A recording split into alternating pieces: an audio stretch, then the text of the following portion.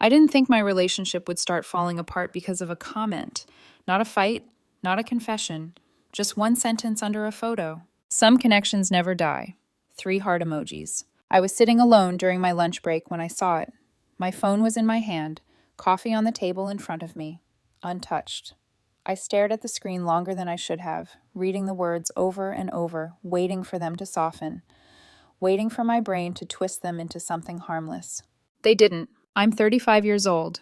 I've been in enough relationships to recognize the quiet warning signs, the ones that don't scream at you but sit heavy in your chest. This was one of them. My boyfriend and I had been together for about 18 months. We met through mutual friends, took things slow, and by the 6-month mark, we were already talking about moving in together. He was steady, familiar, the kind of man who felt safe to plan a future with, or so I believed. His ex had always been there in the background. Not loudly, not obviously, just present. Like smoke you could smell but never quite see.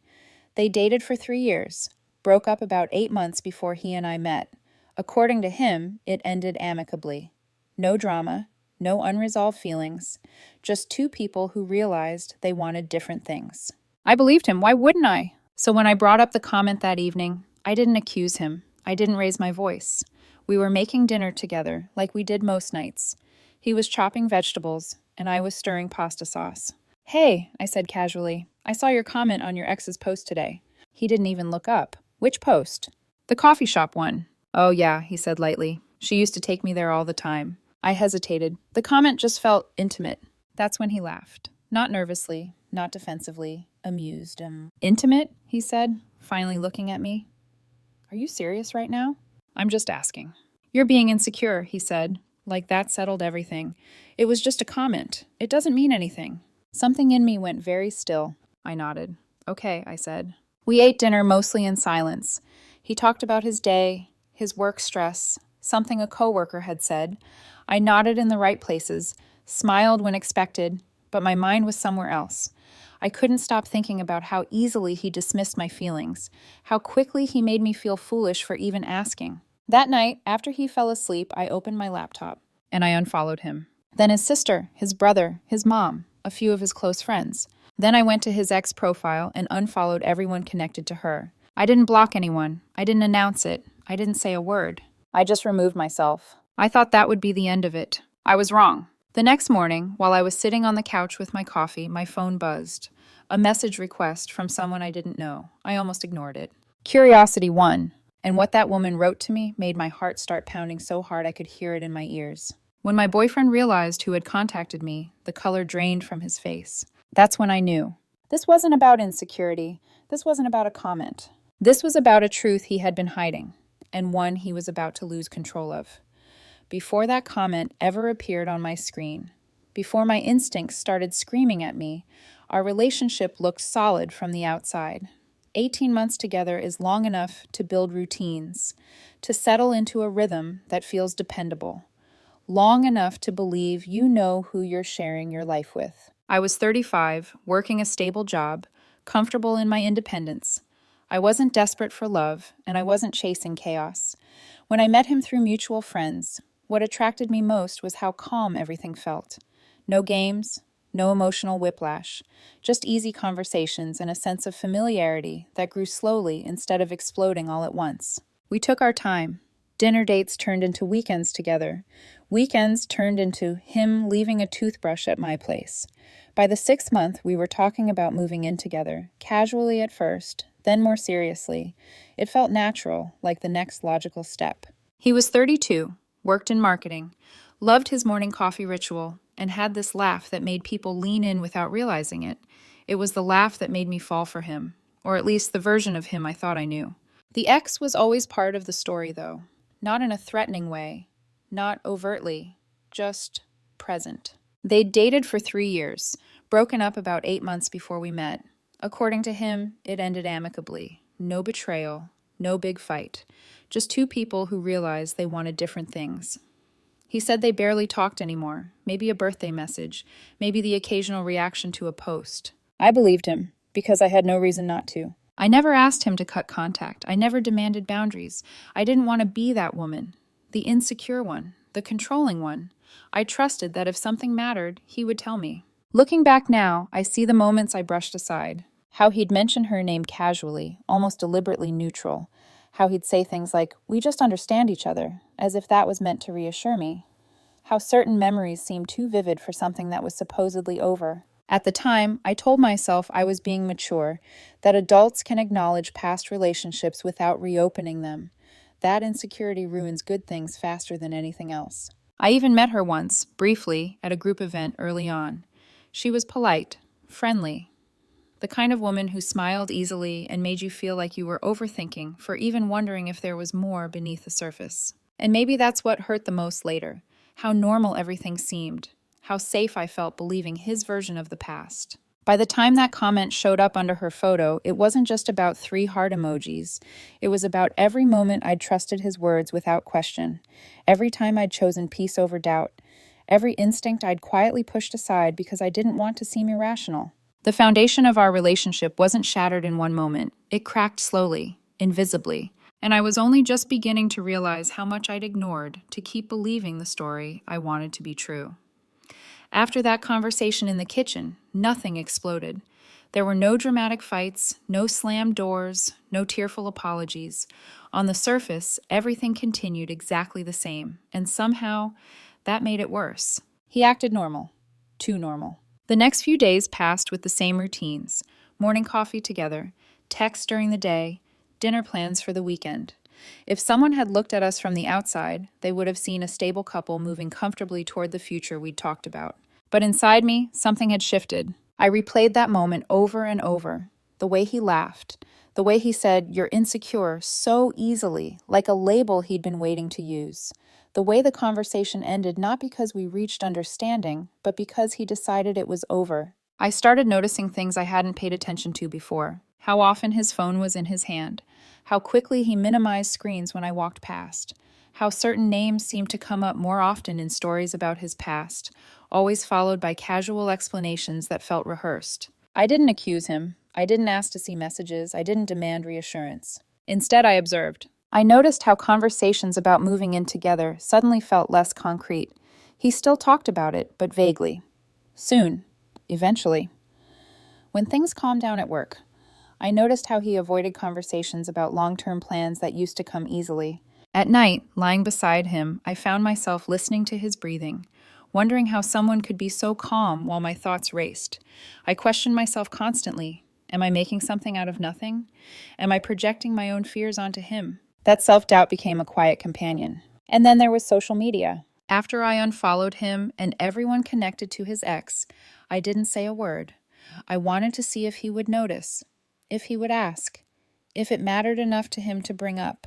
He didn't. Not that night, not the next day, not at all. That silence spoke louder than any argument could have. It told me something I didn't want to admit yet, that the world he shared online mattered more to him than how I felt about it, that removing myself didn't concern him because I wasn't the one he was watching for reactions from. The tension grew quietly, subtly, like pressure building without release. By the time Saturday morning arrived, I was already bracing myself for something I couldn't quite name. I didn't know what was coming. I only knew that the truth, whatever it was closer than I thought. And it wasn't going to come from him. Saturday morning felt deceptively normal. I woke up before him, made coffee, and sat on the couch, scrolling through my phone, trying to quiet the unease that had been living in my chest all week. The apartment was still. He was asleep in the bedroom, breathing evenly, unaware that something was already unraveling. Around 9:30, my phone buzzed. It wasn't a notification I recognized, a message request, from someone I didn't know. I almost ignored it. Almost told myself it wasn't my business, that curiosity had already gotten me into enough trouble. But something in my gut told me to open it. "Hey, I don't know if you know who I am, but I'm dating your boyfriend's ex. I saw you unfollow everyone last night, and I think you deserve to know a few things. Can we talk?" My heart started pounding so hard I could feel it in my throat. I read the message 3 times, hoping I was misunderstanding it, hoping there was another explanation. I accepted the request and typed back, "Yeah, what's going on?" Her response came immediately, like she'd been waiting. "They've been talking a lot. She messaged him 2 weeks ago saying she missed him and asked if they could meet up for coffee. He told me because we don't keep secrets." He turned her down, but she hasn't stopped commenting on his posts. Yesterday's comment really scared me, so I checked. I felt nauseous, my hands were shaking. Do you have screenshots? I asked. Yes, sending now. My phone buzzed 4 times in quick succession. I sat there staring at the messages between my boyfriend and his ex, messages I was never meant to see, messages sent while he was coming home to me, sleeping next to me, talking about our future. I know this is random, but I've been thinking about you a lot lately. Would you want to grab coffee sometime? Just as friends, obviously. His response was firm, clear. I don't think that's a good idea. I'm seeing someone, and my girlfriend would be uncomfortable with that. Her reply made my chest tighten. Of course, I'm seeing someone too. It's just weird how much I've been thinking about our relationship lately, like maybe we gave up too easily. I scrolled. Another message. Another memory dredged up. Another line crossed. By the time I finished reading, my coffee was cold, and the room felt too quiet. He was still asleep in the other room, unaware that his version of reality had just collapsed. I saved every screenshot. Then I messaged her back. Thank you for telling me. I appreciate your honesty. She replied, I'm really sorry you're going through this. For what it's worth, he's been very clear with her about boundaries. But I thought you deserved to know what she's been doing behind your back. Around 11, he finally woke up. He came into the living room, smiled when he saw me, completely unaware that I was holding his truth in my hands. Morning, he said casually. You've been up a while. Yeah, I replied. Couldn't sleep. He sat beside me, coffee in hand.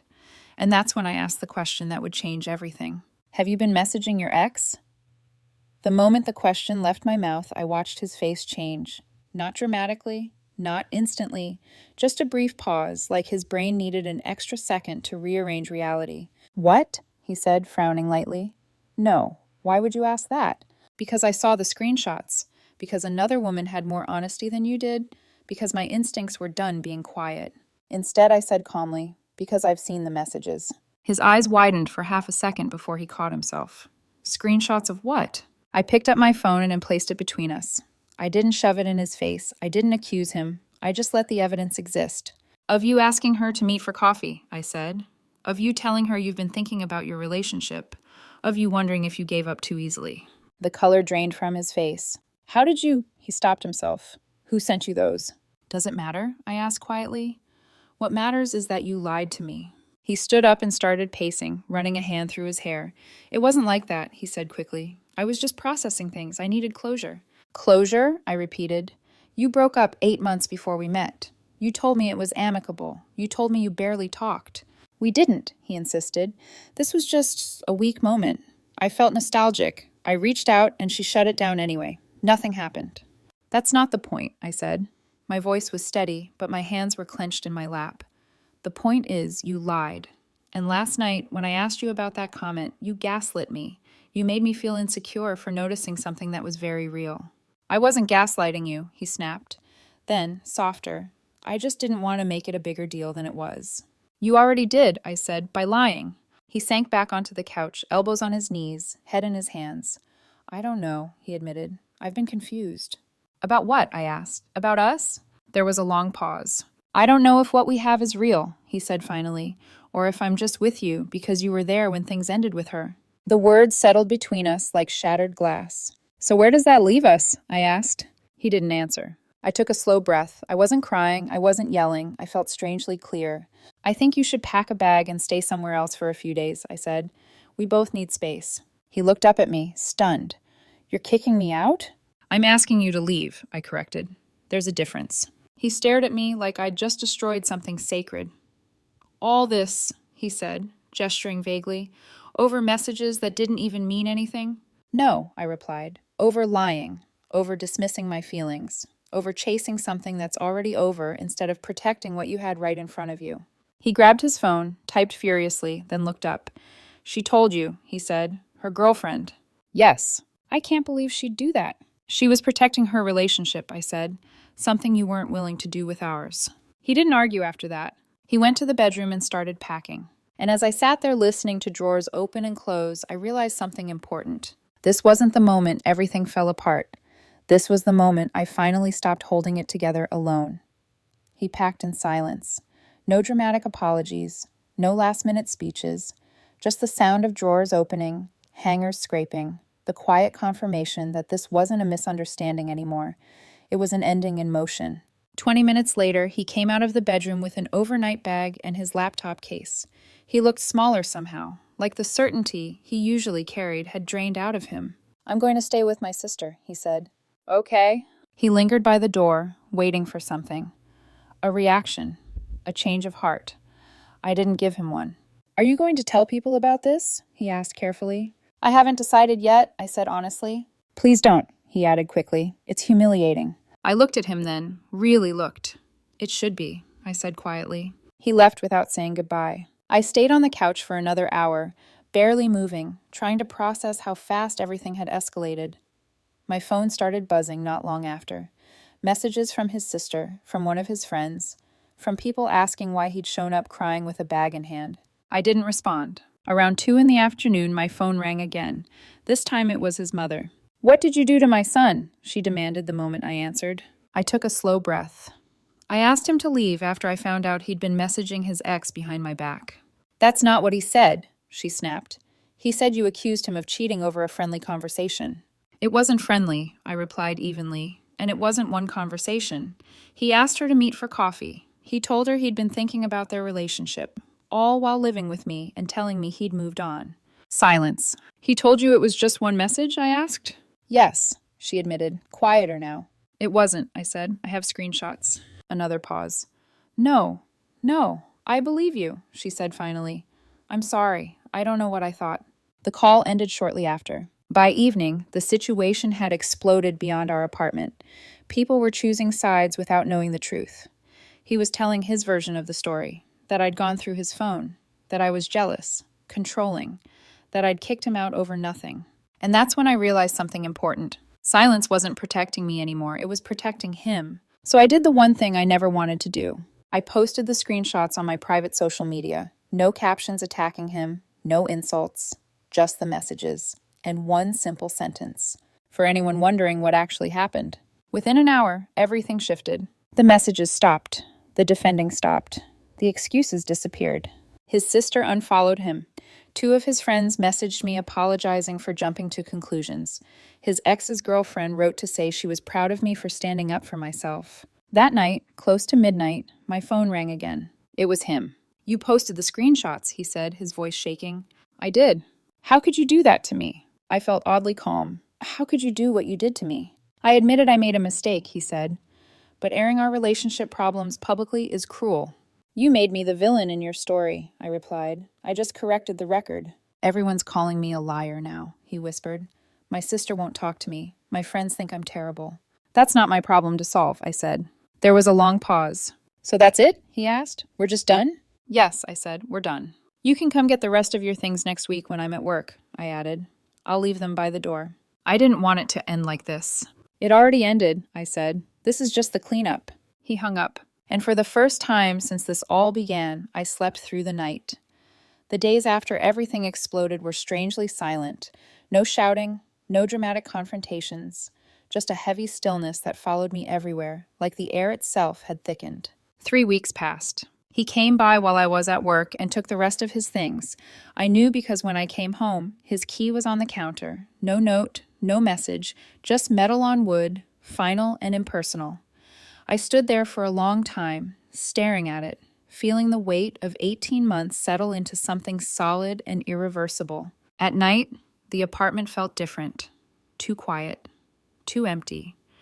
I slept on my side of the bed, leaving the other untouched, out of habit, then hated myself for noticing. His social media went quiet for about a week. Then the vague posts started. Quotes about growth, about learning from mistakes, about becoming a better person. No accountability, no context, just carefully curated reflections meant to soften the edges of what had happened. I tried not to look, but late at night, when my defenses were low, I sometimes did. Not because I wanted him back, but because part of me still wanted to understand how someone could rewrite reality so easily. That was my lowest point, not the confrontation, not the screenshots, not even the lies. It was the realization that I had made myself smaller for someone who wasn't sure I was enough, that I had swallowed discomfort, ignored instincts, and labeled my own intuition as insecurity just to keep the peace. I questioned myself constantly during those days. Did I overreact? Should I have handled it differently? Was it really worth losing everything over messages? But every time those doubts crept in, I went back to the screenshots, the words, the intent, the pattern. And slowly, painfully, clarity replaced self-blame. This wasn't about jealousy. It was about honesty, about boundaries, about choosing to protect a relationship instead of testing how much you could get away with. I didn't hate him. I wasn't even angry anymore. I was grieving the version of him I thought I knew, and the version of myself who believed love meant tolerating uncertainty. That grief sat heavy in my chest for days, but beneath it, something else was forming, something steadier, something stronger. I was done doubting myself. The turning point didn't come with fireworks or dramatic declarations.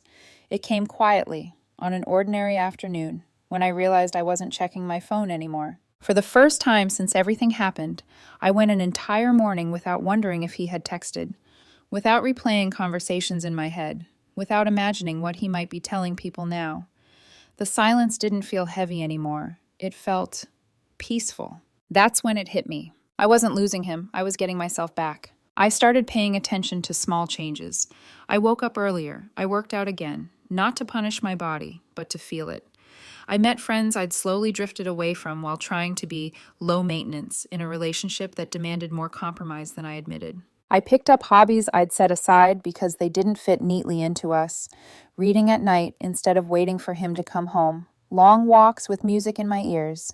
Silence that felt restorative instead of lonely. The biggest shift, though, was internal. I stopped asking why wasn't I enough and started asking why did I accept uncertainty as love? I realized how often I'd minimized myself to make room for his indecision, how I'd framed my intuition as insecurity, how I'd let someone else define what was reasonable for me to feel. One evening, his ex-girlfriend messaged me again, not with new information, just to check in. He blocked her, she wrote.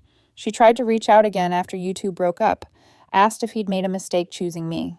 He didn't respond. I stared at the message for a long moment, then set my phone down. There it was, the final confirmation. It was never about closure. It was about attention, about keeping doors cracked open instead of choosing one and closing the rest. And I felt nothing but relief knowing I had stepped away when I did, before moving in together, before finances tangled, before years passed with me quietly competing with a ghost. That night, I looked around my apartment and saw it clearly. This wasn't emptiness.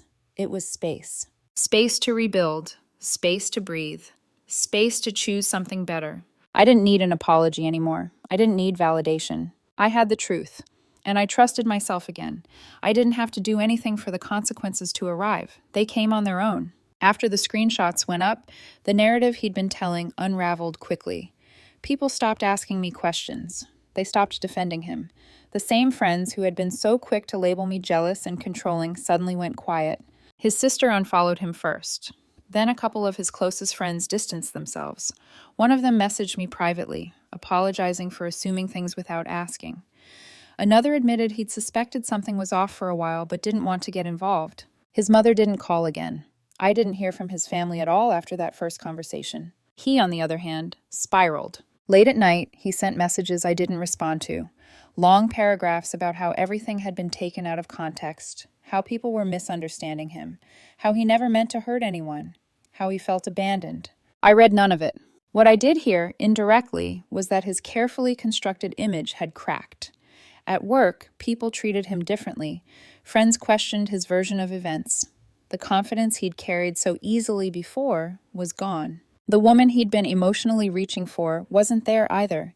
His ex's girlfriend told me he had blocked her after she tried to message him again, asking if he'd made a mistake choosing his current girlfriend over the possibility of reconnecting with her. Even then, he didn't choose clarity, he chose confusion. Meanwhile, my life was settling into something quieter and more grounded. I wasn't winning, I wasn't celebrating, I was simply moving forward. He came by one last time while I was at work to collect the rest of his belongings. I came home to empty drawers and closet space where his clothes used to hang. The apartment felt lighter, like it could finally exhale. No note, no goodbye, and I didn't need one. The truth had already said everything. I ran into him a week later at a coffee shop. I noticed him first because he looked smaller somehow, like the certainty he used to carry had finally left him. He hesitated when he saw me, clearly debating whether to walk over or pretend he hadn't. He chose to walk over. "Hey," he he said softly. Hey, you look good, he added, almost surprised. Thanks, you too. There was an awkward pause, the kind that only exists between two people who once planned a future and now share nothing but a past. I wanted to say I'm sorry, he said. For real this time. I handled everything badly. Yeah, I replied. You did. He nodded, like he'd expected that answer. Do you think we could ever be friends? I didn't hesitate. No, I don't think so. He swallowed and gave a small, resigned smile. I figured. I hope you figure out what you want, I added, not unkindly. Me too, he said. He walked away and I didn't watch him leave. I finished my coffee and went home. I don't hate him. I'm not angry anymore. What I feel most is gratitude. Grateful that I found out before we moved in together. Before our lives became more entangled. Before I spent years questioning my worth while competing with someone who existed mostly in memory. The woman who messaged me that morning, the one who had nothing to gain by telling me the truth, saved me months, maybe years of uncertainty. Sometimes the kindest thing a stranger can do is tell you what everyone else is hiding. Here's what I learned. If someone makes you feel insecure for asking reasonable questions, pay attention. If they dismiss your feelings instead of addressing them, pay attention. If they keep doors open to the past while asking you to commit to the future, pay attention. Love doesn't require you to doubt yourself. Commitment doesn't leave room for ambiguity, and honesty doesn't come only when someone gets caught. Walking away wasn't easy, but staying would have cost me more. And choosing myself was the first decision that finally felt right.